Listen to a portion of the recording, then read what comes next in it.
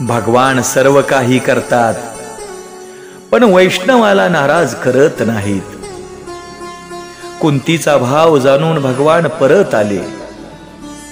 कुंतीच्या महालात गेले. तिला अतिशय आनंद झाला. अर्जुन तेथे आला. तो आपल्या आईला म्हणाला, कृष्ण माझा सखा आहे, म्हणून तो माझ्यासाठी परत आला. कुंती म्हणाली, रस्ता अडवून मी विनंती केली म्हणून भगवान परत आले.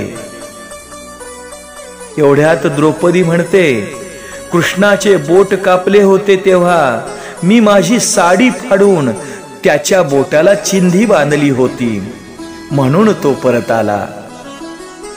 सुभद्रा म्हणाली, तुमच्यासारखी मी मानलेली नाही, तर सख्खी बहीण आहे म्हणून ते परत आले. मला भेटायला आले असता मी काही बोलू शकले नाही, म्हणून ते परत आले. देवावर तुम्ही प्रेम कराल तर देव तुमचा होईल. सर्वावर प्रेम करणारा पण कुणाचाही न होणारा सर्वाहून निराळा, त्याला तर सर्वात श्रेष्ठ व शुद्ध प्रेमाचा सिद्धांत मान्य आहे. भीष्माचार्यांचे प्रेम अति दिव्य होते.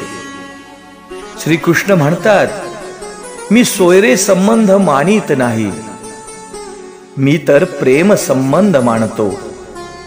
मी तर माझ्या भीष्मासाठी परत आलो. भीष्म माझी आठवण करीत आहेत, मला हाक मारित आहेत. भीष्म पितामह त्यावेळी बाणाच्या शय्येवर झोपले होते.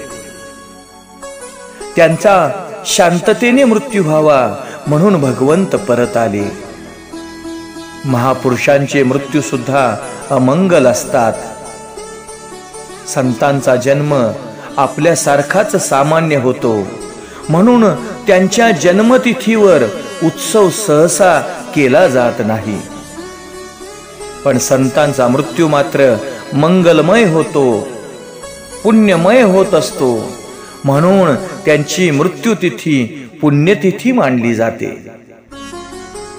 भीष्म पितामहांचा मृत्यू कसा होतो हे पाहण्यासाठी मोठे मोठे संत ऋषी मुनी तेथे आले. कृष्णाने धर्मराजाला उपदेश केला, पण त्याचे समाधान झाले नाही, म्हणून कृष्णाने धर्माला भीष्माकडे जाण्याचे सांगितले.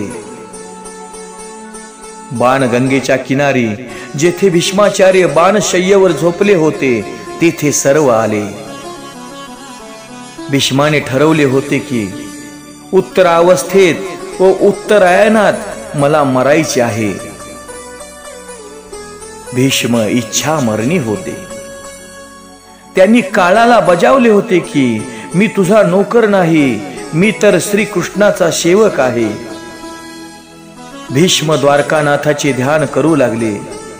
ते म्हणाले, मला भगवंतानी वचन दिले आहे की मी तुझ्या अंतकाळी अवश्य येईन, म्हणून मी कृष्णाचे दर्शन घेताना प्राण त्याग करीन, असे भीष्माला वाटत होते.